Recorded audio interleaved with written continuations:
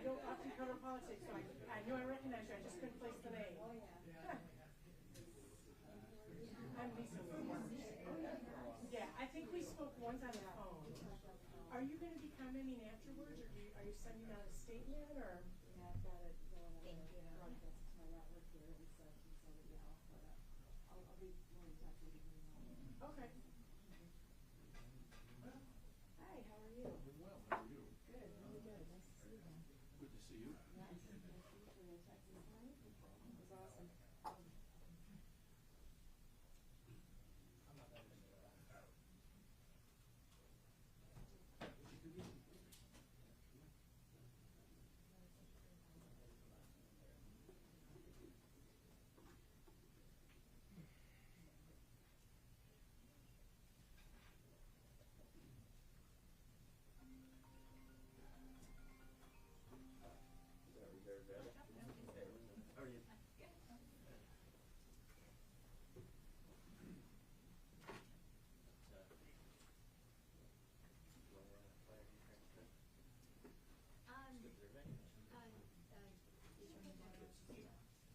Oh, okay.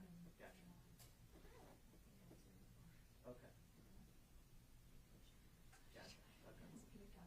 I was curious. Yeah, of course. Yeah, I was wondering, are you guys considering? I know the Secretary of State was working on new rules for how to review petition signatures. Yeah.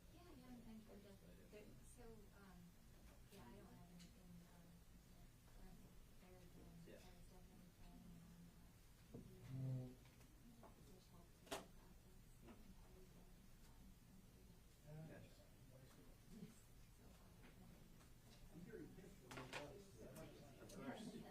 Of course. Of course.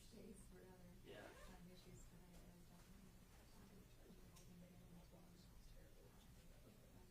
That's like try to put interesting. Yeah, yeah, he did some. I mean, he was big on. It's already hot, so. Legislation. We'll do a quick mic check for them. Yeah. That's right. There's been some. Yes, Rick Pluta demanded that I come up and check the audio, so I'm checking the audio for anybody who's hooked up. Test 1, 2, everybody's good? Everybody's good? I don't know if they did it intentionally. I think he owes you lunch for that.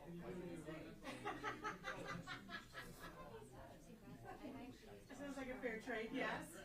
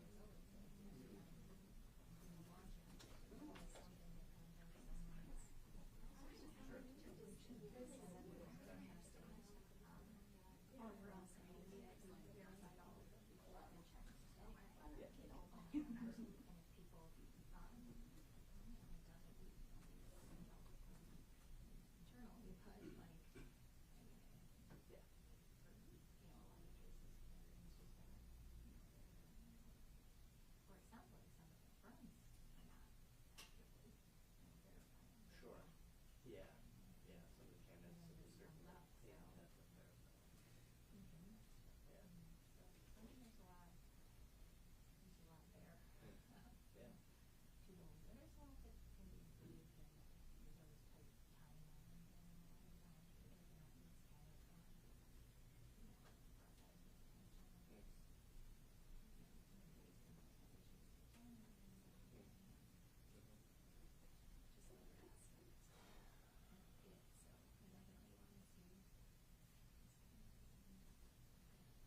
have to verify. Yeah. Yeah. Yeah. Yeah. Gotcha. Yeah. For sure. Yeah. Cool. I'll look for whatever you come up with on the phone, I guess. Hold on, bring out your picture. The spray.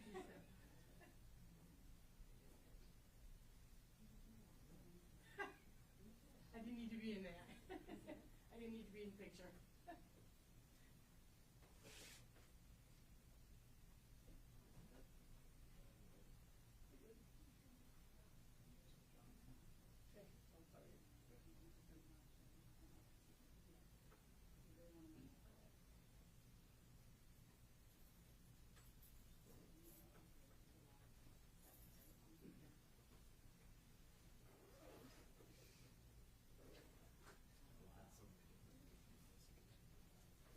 Yeah. Not bad.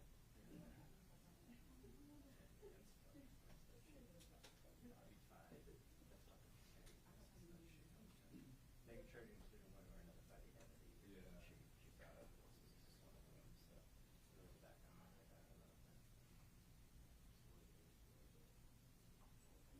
Chatfield taking a look.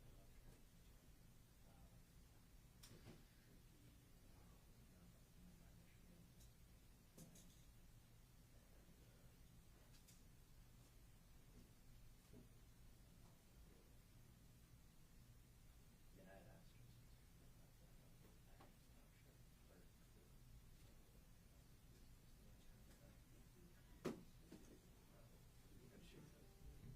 No, but she's really been, the clerk has really been pretty solid.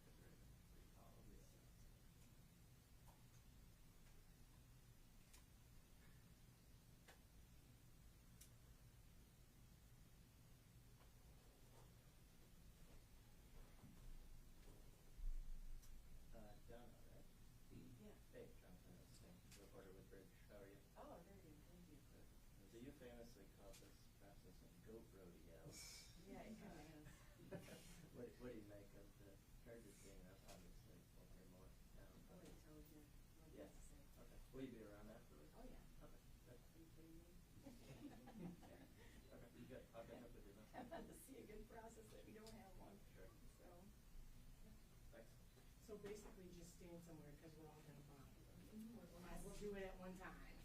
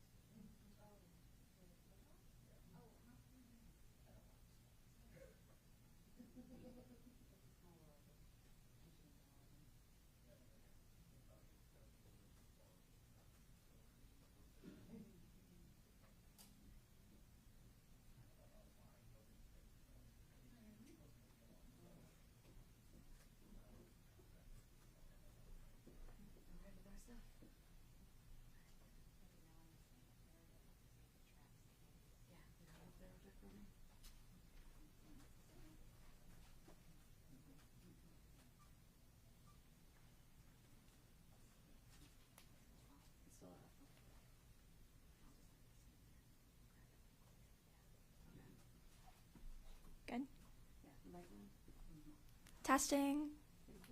We'll get started this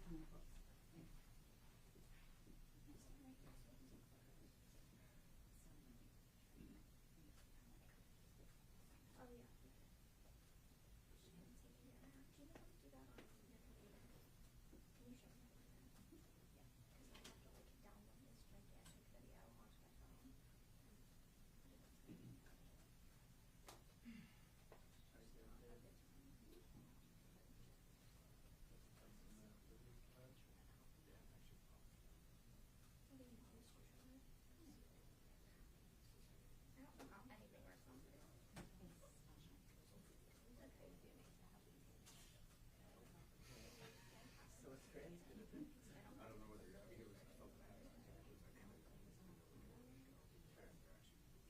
Please let there be a mobile, because right now, whenever I take videos out of the field, I can't use anything that she like speaks in. You know, unless I send it back here to get done. But sometimes I have stuff over the weekends. Like there's a clip from Motor City Pride that I wanted to use, and then I couldn't figure out how to caption it on Canva, and I was like, this is too hard.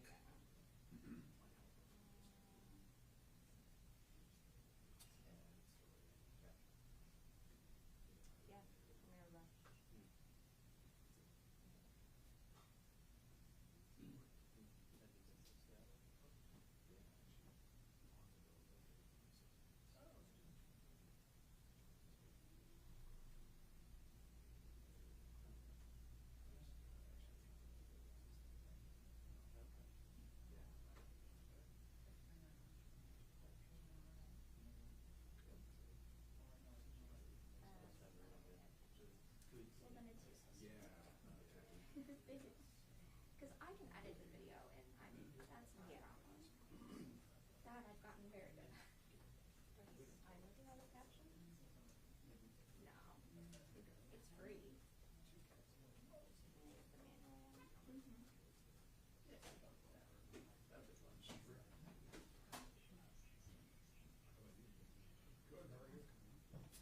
No, I had took a 4-day weekend last weekend. But it was kind of a bust because Mara got sick.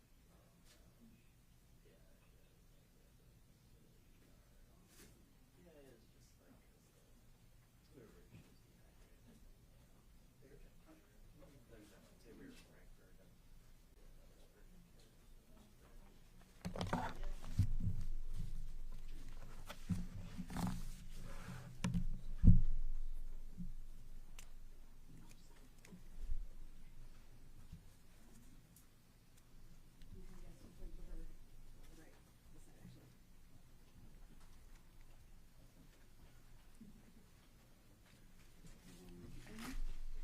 We were in Frankfurt. You go in front of the slide then. Stick it in more. I'll have you guys in more.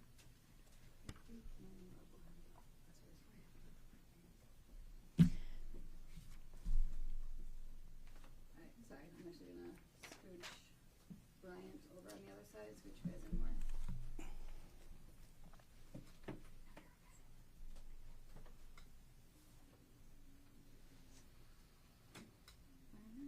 Alright, Aubrey, we go on the other side of Bryant. Harmony, that's my bad side. I'd like you to switch everything to that. So do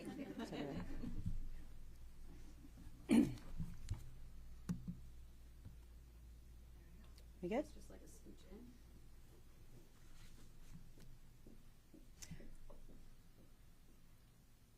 Kim, we good? All right. All right, well, welcome everybody. Thank you for being here today. As you already know, today we are announcing charges filed pursuant to our investigation into the fraudulent signature petitions compiled for 9 campaigns here in Michigan during the 2022 election cycle.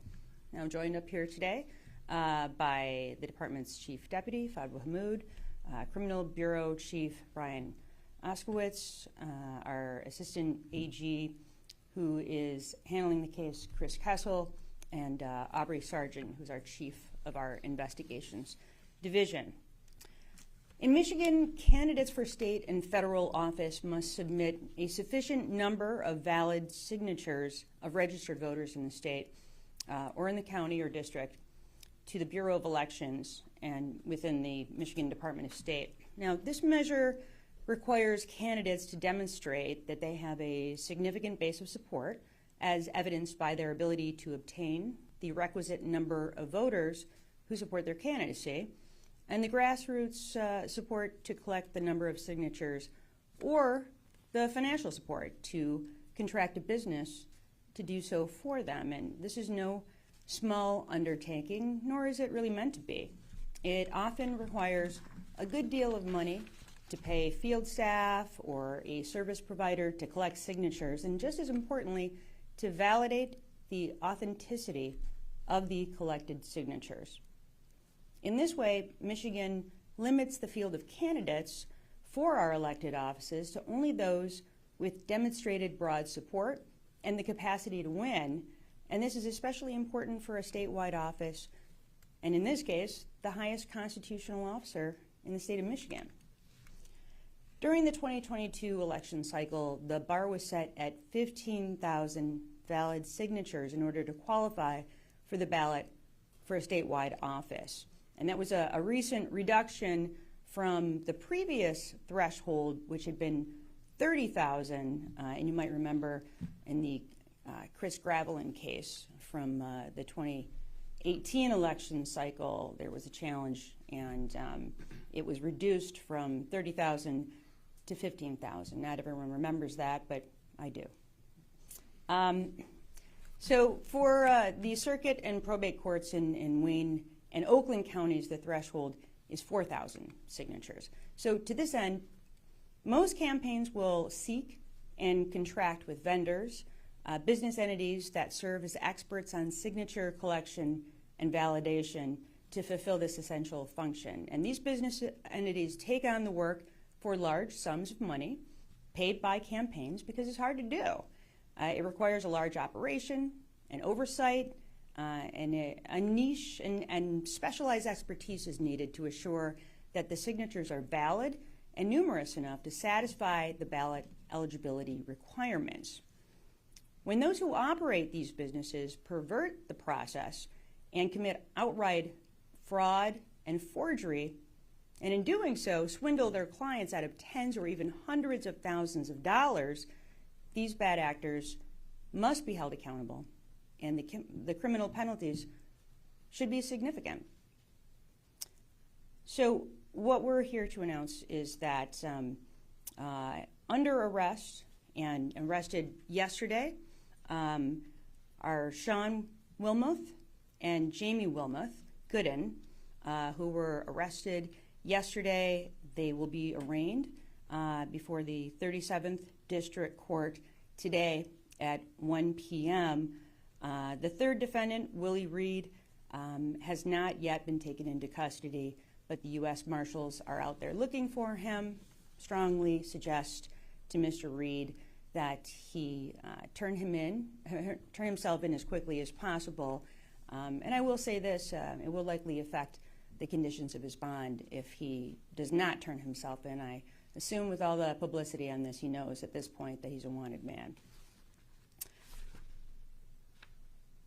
So the accusations are that for these three individuals, that they defrauded the gubernatorial campaigns of Perry Johnson, James Craig, Donna Brandenburg, Michael Brown, Ryan Kelly, and Michael Markey, as well as judicial candidates Tricia Dare, John Cahalan, and John Michael Malone. Now, the charges allege that Sean Wilmoth and Jamie Wilmoth Gooden and also Willie Reed committed crimes as part of a criminal conspiracy. And they will each face 8 counts of false pretenses, 8 counts of use of a computer to commit a crime, 8 counts of election law fraud, and 1 count of conducting a criminal enterprise. Sean Wilmoth and Willie Reed will each additionally face 1 count of larceny by conversion and another count of using a computer to commit a crime. Sean Wilmoth also will be charged as a habitual offender, a habitual third. So we believe these defendants conducted a criminal enterprise via 3 business entities: First Choice LLC, Mac Douglas LLC, and Petitions Reed LLC, which the defendants either owned or worked for. The defendants presented these businesses as providing legitimate signature gathering services for political campaigns. In reality, the defendants, through their companies, knowingly and falsely misrepresented their ability and ultimately their efforts to deliver nominating petition signatures for 9 Michigan campaigns who paid hundreds of thousands of dollars for petitions with guaranteed valid voter signatures. What they actually received, though, were hundreds of petitions chock full of thousands of fraudulent signatures, signatures the defendants knew to be fraudulent. Now, these signatures ran the gamut from merely suspicious-looking to flagrant forgeries. And despite the obvious deficiencies in the petitions, the defendants still delivered them to the candidates, knowing that they were going to be submitted to the Michigan Bureau of Elections. And as a direct result of this fraud, 7 was it 7 or 8 that were disqualified? Seven of the candidates were disqualified from the ballot. One of the candidates discovered the fraud and decided not to submit them to the Bureau of Elections at all. Our investigation has identified over $700,000 in payments from the 9 campaigns that were paid to these entities for signature collection and verification purposes. In most cases, with the explicit expectation and in guarantee of specified validity rates. Now, the allegations are that Sean Wilmoth, Jamie Wilmoth Gooden, and Willie Reed knowingly and intentionally deceived their clients, took their money, provided fabricated petition signatures, and delivered them as the quality product of their companies. In doing so, they eliminated their clients' campaign prospects for public office, and in doing so, denied Michigan voters the ability or opportunity to vote for any of these candidates, some of whom had been campaigning for over a year for these positions. In the end, the actions of the defendants cost 5 gubernatorial candidates their shot at the ballot as they sought the Republican nomination for governor of the state of Michigan, and likewise it cost 3 nonpartisan judicial candidates their ability to appear on the ballot in Oakland and Wayne counties. 7 of these candidates were disqualified from the August 2022 primary ballot due to insufficient signatures. The 9th candidate, a 6th candidate for governor, Ryan Kelly, was also a victim. And after paying the defendants $15,000, he received absolutely nothing for his money, 0 signatures, in fact. While certainly the candidates who were deceived and subjected to fraud were victims of the defendants' greed, so too were millions of registered Michigan voters, whether they ultimately cast their ballot in the August Republican primary or not. And yes, many of these are financial crimes we're talking about today, but they're also crimes against our democracy and against the integrity of our system of elections and against those voters who may have wanted to support these prospective candidates. Our investigation began when the Michigan Department of State referred this case to my department. The Bureau of Elections received thousands of signatures from the victim campaigns and quickly concluded that the signatures were fraudulent. As highlighted by both national and state media, you see here an example of some of the obvious fraud that the Bureau found based on the handwriting samples. Other types of obvious fraud that were identified include misspelled names, misspelled cities, similar ink patterns, repeated scribbled signatures, address errors, voters who had moved, and sometimes even the signatures of deceased voters. The Department of State referred the matter to the Department of Attorney General and began our investigation in June of 2022. Now, throughout the course of our investigation, we spoke with candidates and representatives of their campaigns, business associates or employees of the 3 defendants, and experts in the field of signature gathering efforts and election processes. The evidence very clearly demonstrates that defendants Wilmoth, Gooden, and Reed were all aware of and directly responsible for the forged work product provided to the campaigns, which they knew would ultimately be filed with the Michigan Department of State and the Bureau of Elections. The signatures contained on many of the petitions were obvious forgeries. The methods used to disguise their con were sophomoric and transparent. Still, we can take comfort and have faith in the security and integrity of our elections, knowing that the Bureau of Elections so quickly and easily detected the fraud. And while it was certainly unfortunate for the candidates who were taken advantage of, these petitions were appropriately and summarily rejected. And the law enforcement agencies we partnered with, and now through the hard work of our investigators, our prosecutors, and the law enforcement agencies we partnered with to secure their arrests, I am very confident these defendants will be held accountable for their actions and that they are likely to pay a very steep price for the crimes that are alleged. And with that, I'd like to thank my investigators on the case. I'd like to thank especially Bob Lalone and former Special Agent Pete Ackerley, who worked tirelessly on this case.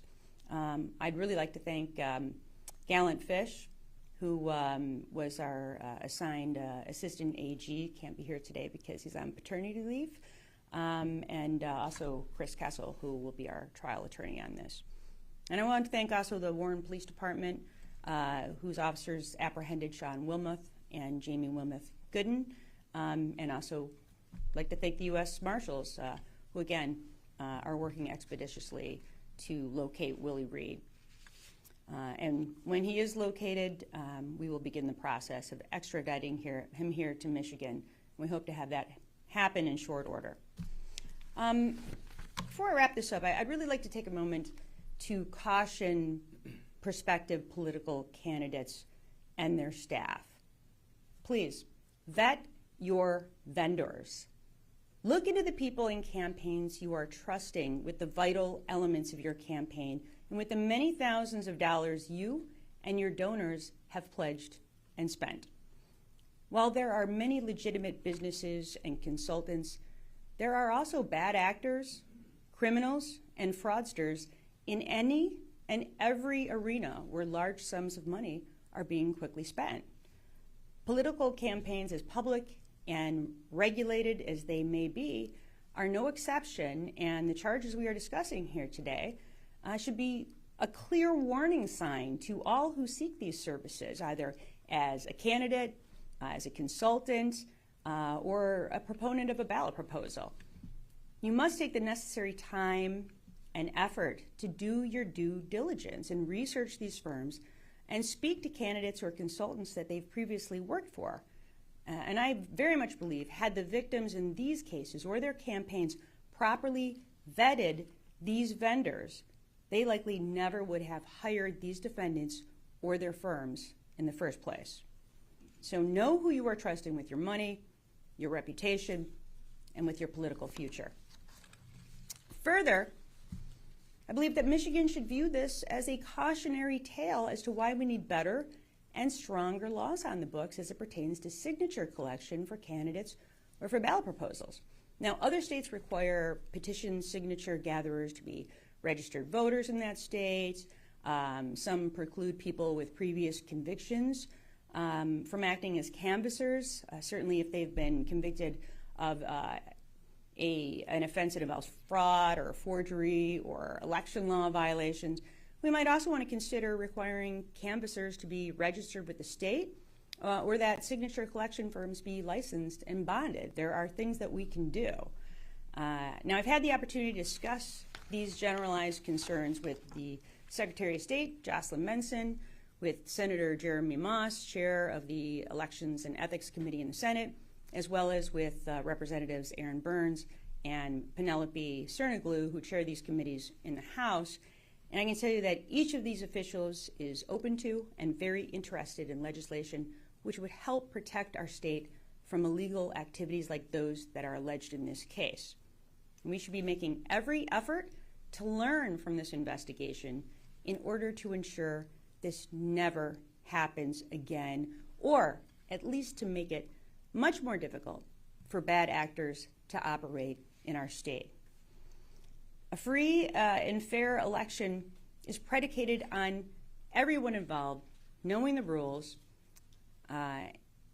and that clearly did not happen in this set of circumstances, at least as it pertains to the actions of the 3 defendants that were charged here today. So hopefully, obviously, these individuals are held accountable, but also hopefully the state of Michigan will make efforts to ensure that nothing like this ever occurs again. And with that, I'm happy to take questions. Can someone else I don't want to be the next one, go ahead. One, believe this was deliberate? And 2, can you explain how or what your investigators discovered in terms of the way this was accomplished? In other words, were they sitting at a kitchen table and just writing stuff out? Or did they have people doing that? What do we know?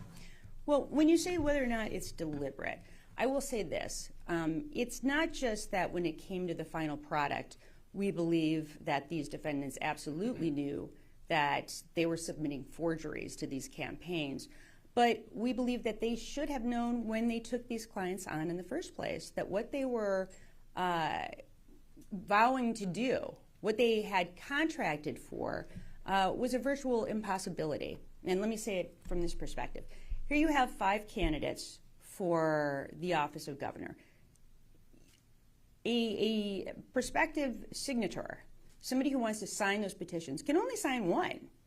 So how are you going to get, that's an enormous number of individuals that you have to find. And with ballot proposals, and we've seen this regularly, I saw it certainly in the 2022 election, you might have a person who's gathering signatures for ballot proposals carry 5 different proposals. And they can do that, and they can have one person sign all 3, 4, 5, 6 of those, and there's nothing illegal about that. However, when you're talking about a candidate for governor or any other office, that one person can only pick 1. They can only sign 1 of those. And these firms had to know that when they were taking these clients on. And what we alleged and what we believe happened is that, this was just irresistible to people who wanted to commit fraud, because we had gotten to the point where these signature collection firms were, being paid $9, $10, $11, $12 per signature. And then again, there's nothing that stops these signature collection firms from actually hiring people that are convicted felons who really are incentivized at that point, right? You have every incentive to get as many signatures as possible. And then, of course, you have to have a really thorough vetting process when it comes to ensuring the validity of these signatures. And it is, our belief, and it is alleged, that these 3 individuals absolutely knew that what they were receiving were forged signatures, that they encouraged that to happen, and that they made no effort to warn the campaigns or to eliminate those signatures which they knew to be fraudulent before they passed them along to the campaigns, knowing exactly what the campaigns were going to do with them, which was, of course, to submit them to the Bureau of Elections. Why don't you just call on whoever you want? Sure. Attorney General, do you believe these 3 individuals actually forged signatures themselves, and why are none of the actual circulators, which the Bureau of Elections identified, charged in this case?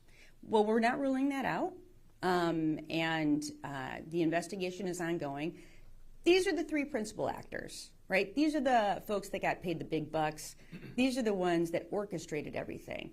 There certainly are lesser offenders who also committed crimes, and our investigation has not concluded, and it may well be that some of those individuals are charged and some of them may serve as witnesses in this case. But we thought what was really important, because these signature collection firms that are the bad actors. You know, they often they'll go from state to state. They will frequently dissolve whatever their entity is and then, reform as a new entity. And before we get into a new election cycle, we thought it was very important that, first of all, we get the principal actors charged. And secondly, to be honest with you, I see Rep. Cernoglu is here with us today, to make sure that we're putting the laws into place so that we know this can't happen again. And we want that to happen sooner rather than later. So yes, we could have waited until we had, charged and apprehended every single one of the, the signature collectors.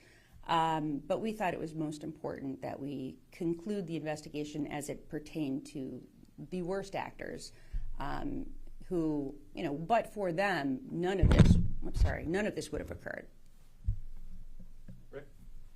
Do you think that all three of these people are Michigan residents? And by talking about U.S. Marshals, we can assume Mr. Reed is, you anticipate is not in the state? That's correct. But they all three are from Michigan. Well, two of them are from Michigan, right? I mean, technically, no. Two of them live in Michigan. There you go. Yep.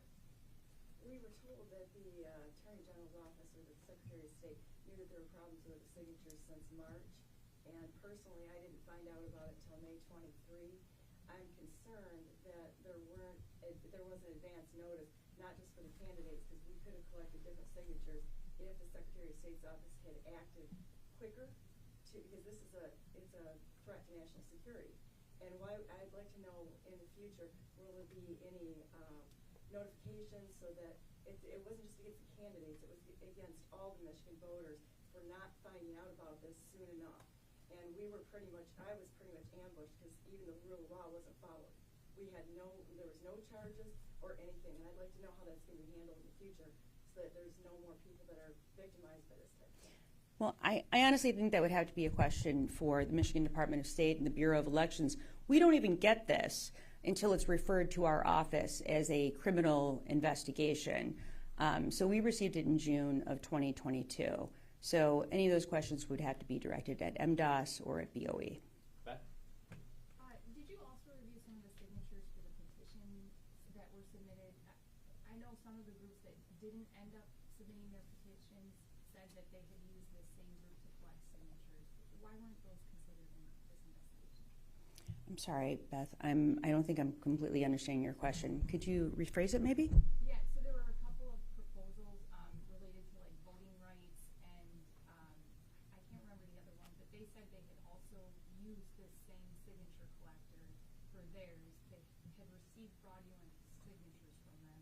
They ended up not submitting their signatures to the Secretary of State. Did they submit any signatures or complaints to you in that regard?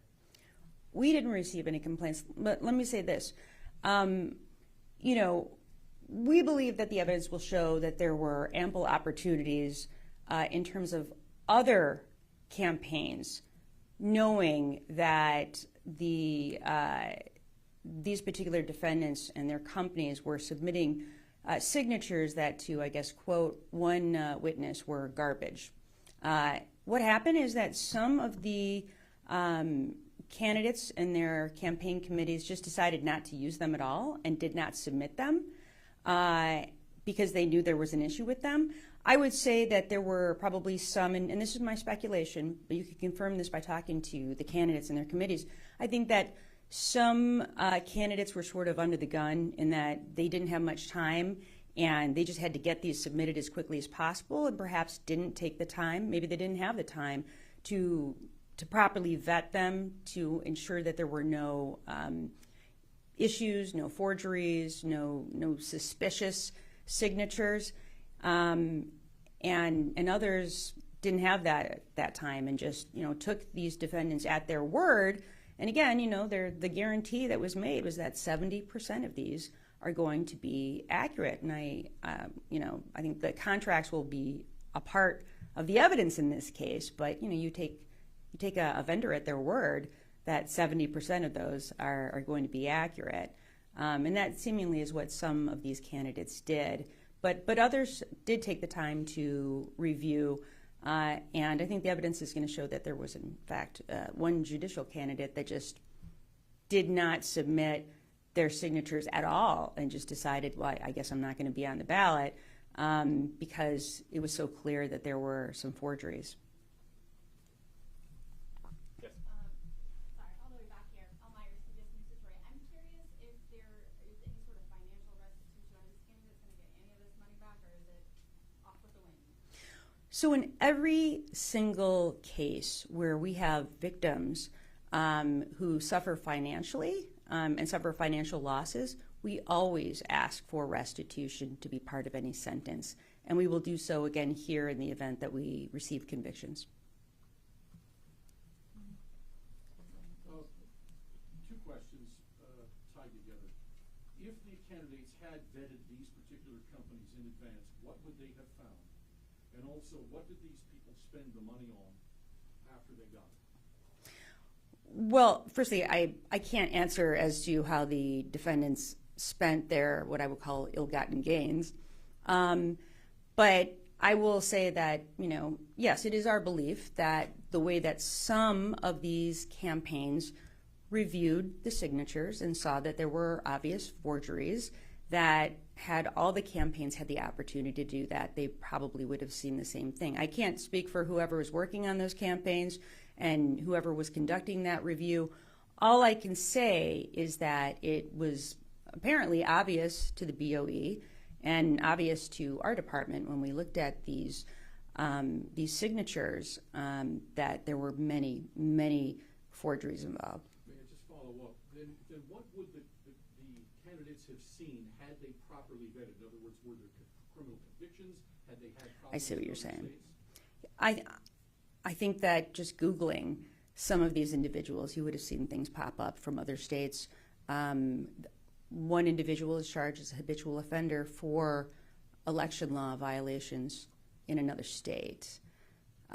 So in some of these instances, I think it would have been quite easy to ascertain that this was probably not a good choice for somebody who was, charged with this incredibly important responsibility. Again, there are so many different people that you hire during the course of a campaign, especially a statewide candidate. I would say one of the most important is whoever is collecting your signatures, because without them, you're not going to make it on the ballot in the first place. Eric? No, I'm sure this isn't the first election this has happened, but it hit like 5 different candidates, 9 total candidates across the board.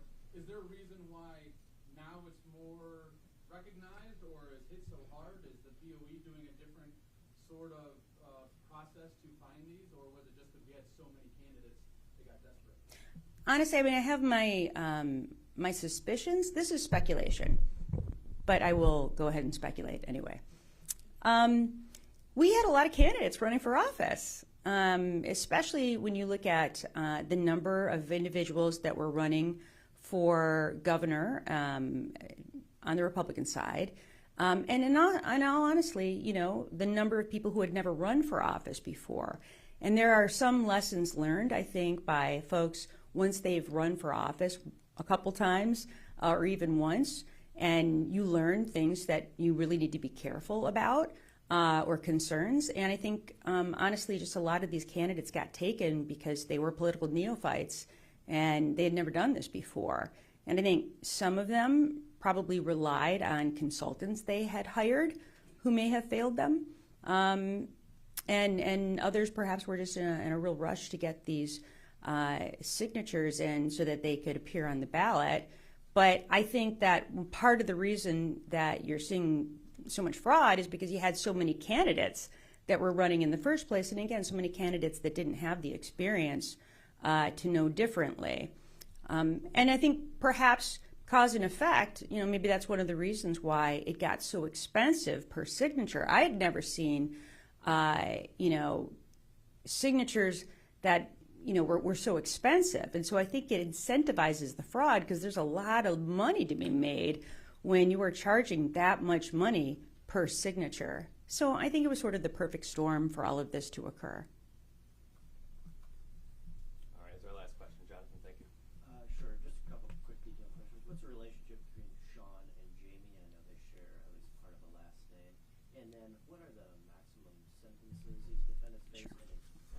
Sean as a habitual offender, subject to a longer sentence? Yeah, so firstly, Sean and Jamie are married.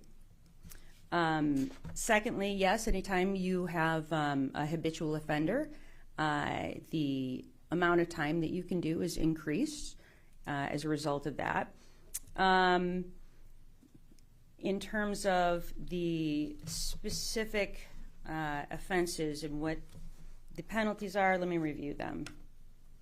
I think there's 27. So. Yeah, I know, but a lot of them are multiple. So, all right. Firstly, conducting a criminal enterprise is a 20-year felony.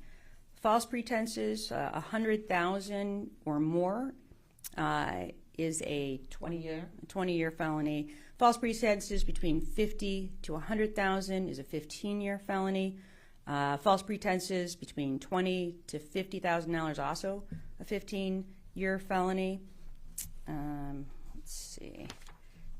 Using a computer to commit a crime is a 10-year. It's a 10-year felony, and that can be served. That can be served consecutive. It's not mandatory that it be consecutive. It's discretionary with the court. Election law forgery. It's 5-year, right? 5-year. Larceny by conversion. It's Also also a 5-year. a 5-year. What have I missed? All right, that's everything. Great. So with the consecutive, the maximum would be 30 years if they're... Well, it's not mandatory that it's consecutive. It's up to the judge's discretion. Yeah.